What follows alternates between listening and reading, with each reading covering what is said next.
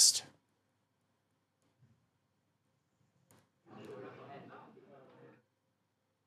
Anti-government protesters, the reaction to this execution was outrage and anger, and this anger had been building up for weeks. There had been plenty of calls for authorities to halt the execution.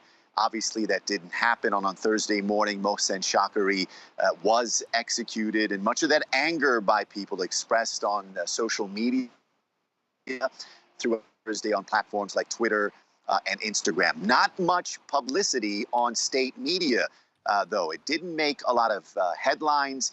One state media reported the execution, simply identified Mohsen Shakari. No other information, no other details, as you mentioned.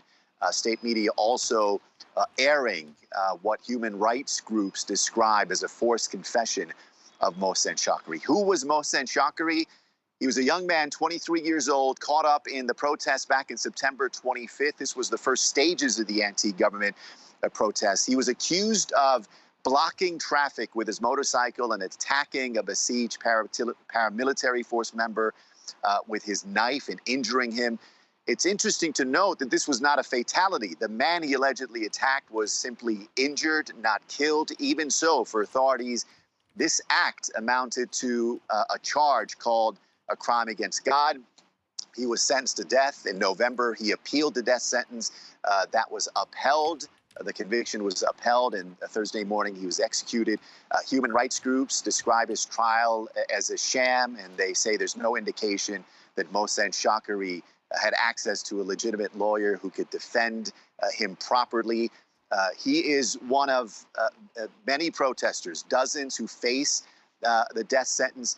It'll be interesting to see, and a lot of people are anxious to see if authorities continue to execute people, and if so, who's next and what the fallout is going to be. Yeah, and it's certainly an escalation, this first execution, Reza. We saw that last weekend's hint of concessions proved short-lived. Are there nonetheless moves to soften things, to reach out? Seemingly, but no indication that they're effective. Senior politicians, authorities, including Iranian President Ebrahim Raisi, are attempting to have dialogue and discussions with peaceful protesters.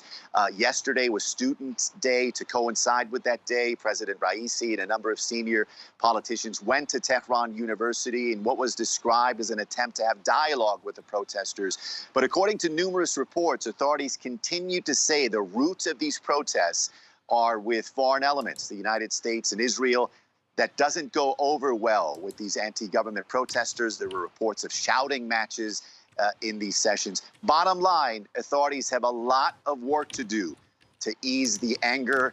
And back to those executions. If those executions happen, many observers feel that that's only going to complicate matters and fuel the anger of the protesters.